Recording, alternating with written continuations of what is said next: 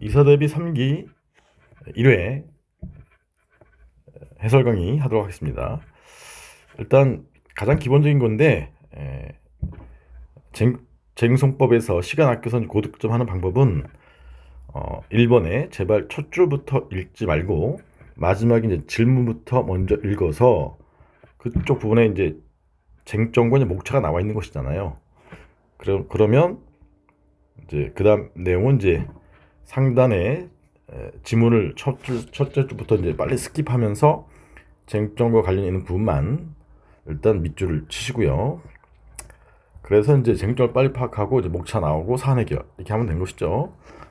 그래서 모의고사 3번에 이제 모의고사 보실 때마다 반복해서 습득하시는 것이 중요하다.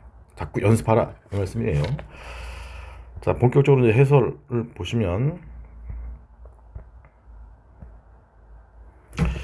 이게 이공형식 변형한 문제인데, 그래서 물음을 먼저 읽는 거죠. 물음 1. 갑이 소청심사위원회 A2죠. A2의 결정에 불복해서 취소송을 제기하고자 할 경우 취소송이고, 대상과 제소기간 로마자 2번이 대상적격, 로마자 3번이 제소기간. 이렇게 물어보고 있구나.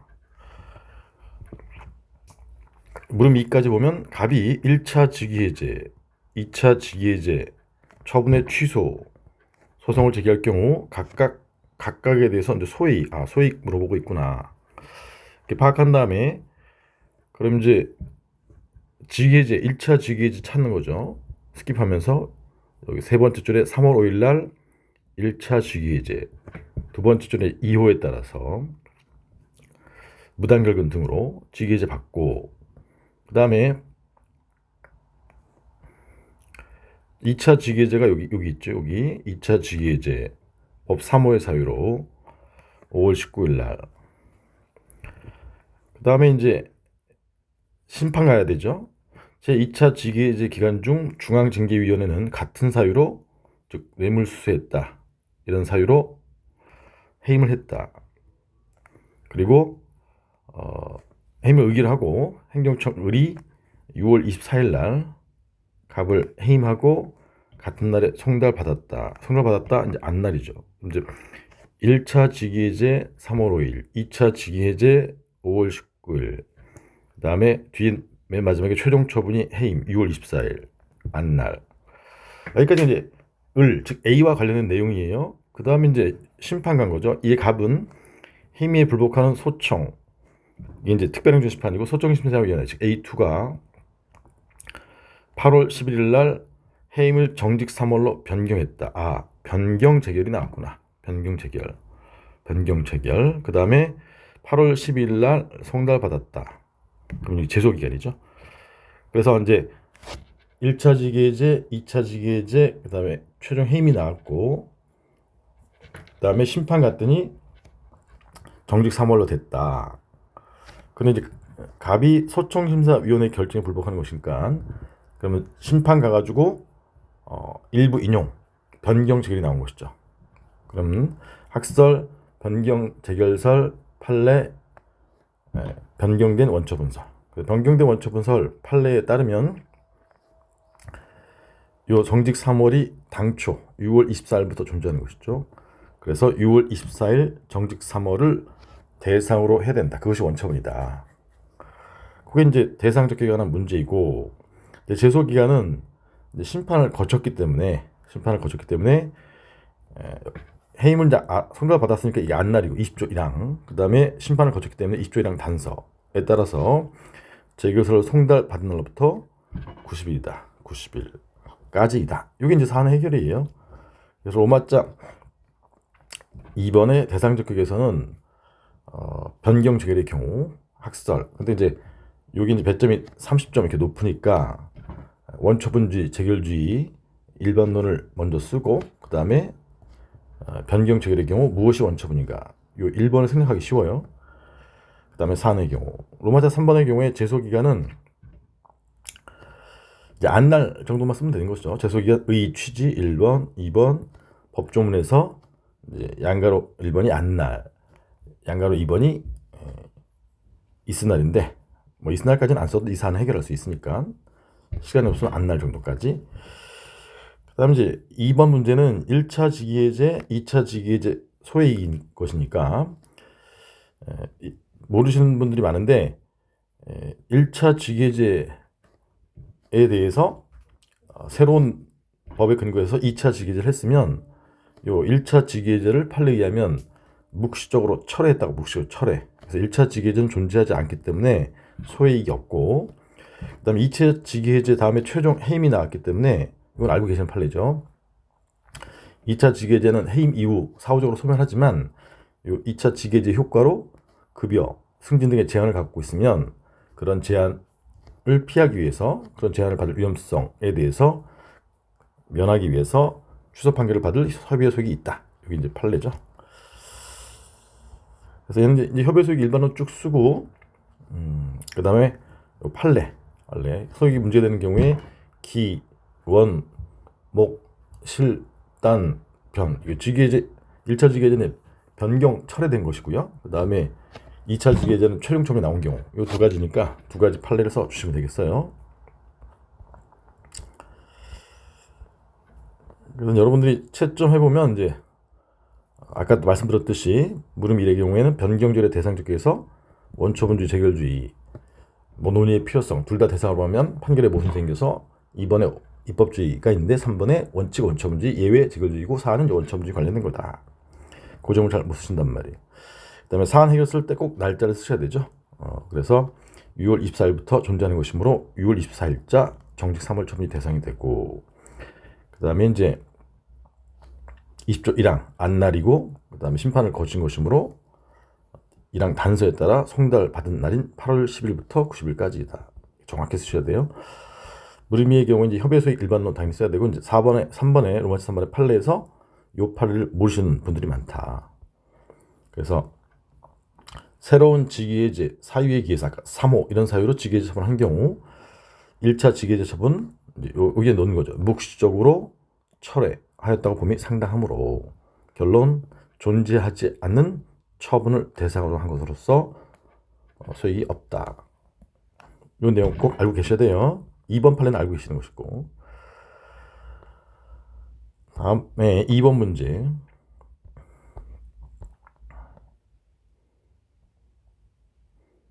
이번 문제는 이제 제 최신 판례 교재 22-6번 특 A급이라고 말씀드렸던 것이고요.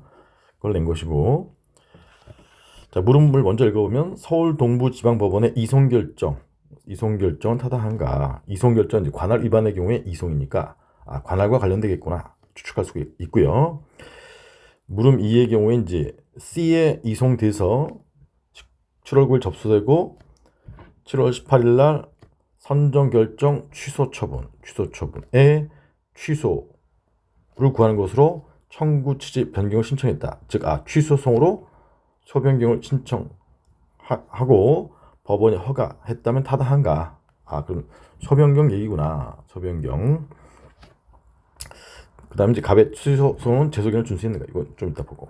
물음 1은 관할 관련되겠구나. 물음 2는 소변경 얘기구나. 이게 쟁점이겠구나. 이렇게 추측한 다음에 이제 핵심을 보는 거죠. 동부지방법원의 이송 결정을 먼저 찾아보면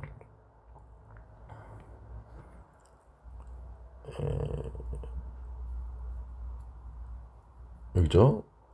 서울 동부지방법원에 A를 상대로 이 사건 매매계약 해제 부적법함을 이유로 이 이행을 구하는 이제 민사소송을 제기했는데, 요 법원 동부지방법원은 6월 28일 날 갑의 청구가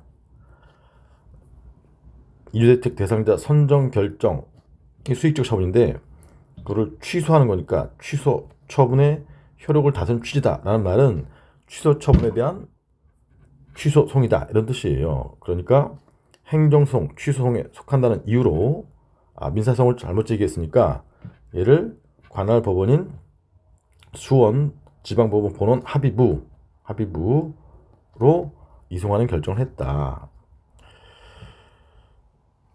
가로하는 오타가 났네요. 합의부로 이송하는 결정을 했다. 그래서 서울 동부지방법원에 민사소송을 잘못 제기했는데 이게 취지가 처분이니까 취소 처분이니까 취소 처분에 대한 관할 법원으로 이송했다. 그럼 이제 취소 처분에 대한 관할 법원이 어디냐? 취소 처분.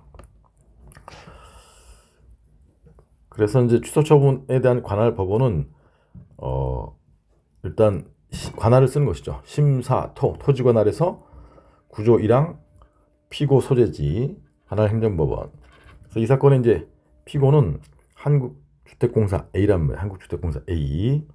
왜냐하면 여기 A를 상대로 한 것이니까. 그래서 이 A에 관한 내용은 이제 사안에 본사가 경상남도 진주시니까 여기와 관련된 법원이 있을 것이고, 근데 1심 법원은 지방에는 없기 때문에, 행정법원이 없기 때문에 지방법원, 민사지방법원은 합의부이고, 그 다음에 이제 구조 사망의 영토지, 여기 이제 관할법원은 수원지방법원 본원 합의부다. 이게 하남시이지만 수원지방법원 본원 합의부가 관할이다. 1심이. 그래서 서울행정법원을 제외하고 1심은 민사지방법원 본원 합의부가 대신한 것인데, 여기 나와 있잖아요. 그래서 관할법원에 이송했구나.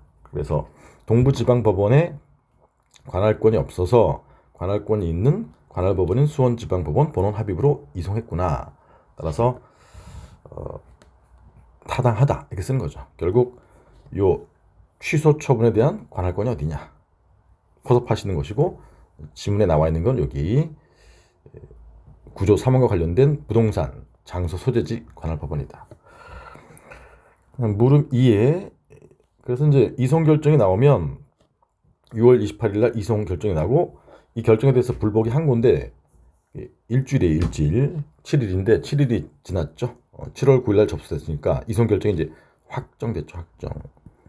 이송 결정이 확정되면 요 민사소송이 수원 법원에 C 법원에 소송 계속이 이전되고, 그 다음에 그 제소기간 등의 준수 효과를 유지시키기 위해서 처음부터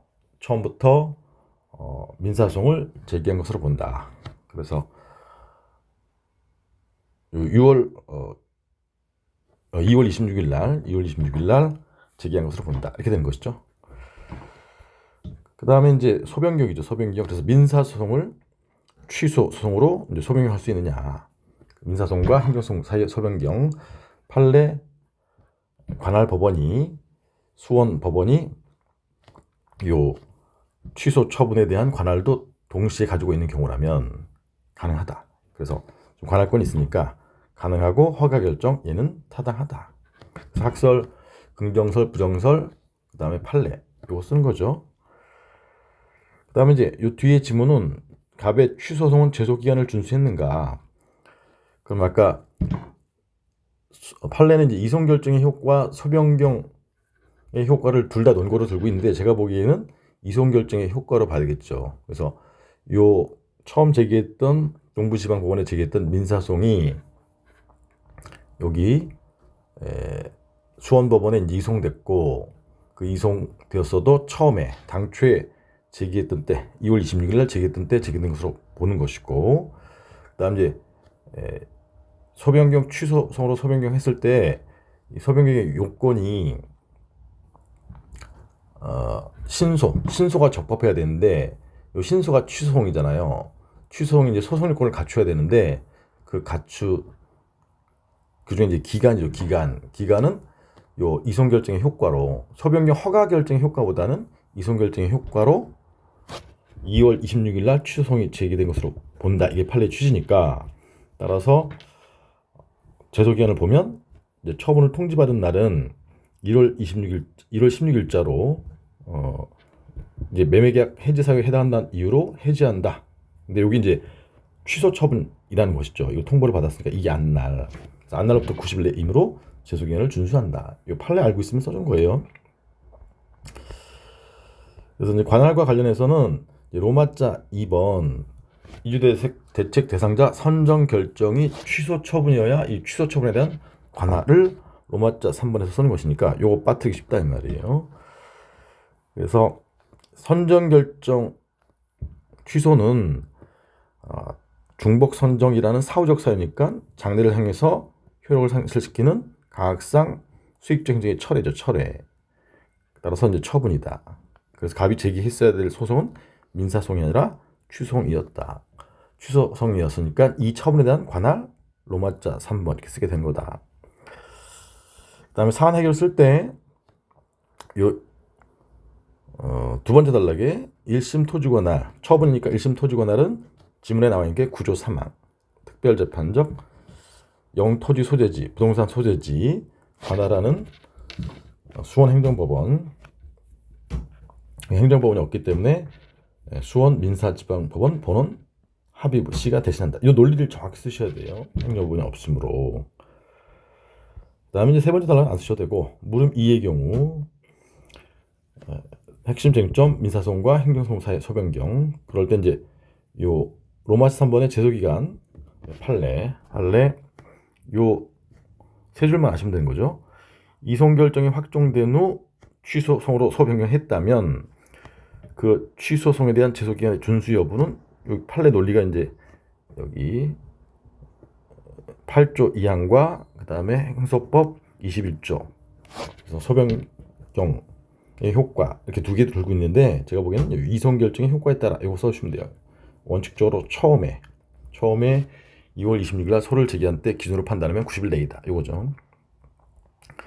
그다음에 로마자 4번이 사안 해결할 때 이제 긍정설에 의하면, 자기 택한 학설에 의하면 피고가 실질적으로 동일하고 그다음에 법원도 실질적으로 동일하기 때문에 소변경이 가능하다. 이 정도 써주시면 되는 것이고요. 그래서 법원의 소변경 허가 결정 할 수 있으므로 허가 결정 타당하다. 이 가로 부분은 판례 문구를 활용한 건데 쓰기는 어려울 것이에요. 참고로. 그 다음 이제 제소기간, 이송 결정의 효과에 따라 이게 논리. 신소인 취소송은 구소인 민사소송 제기 시에 제기된 것으로 보므로 결론 2월 26일 제기한 때를 기준으로 보는 것이고, 안날이 되는 1월 16일부터 90일 내임으로 준수했다. 이렇게 쓰면 되겠어요. 둘 다 이제 제가 A급 선별해서 나올 문제를 출제한 것이니까 잘 정리해 두세요. 예, 다음에 또 2회 때 뵙도록 하겠습니다. 안녕.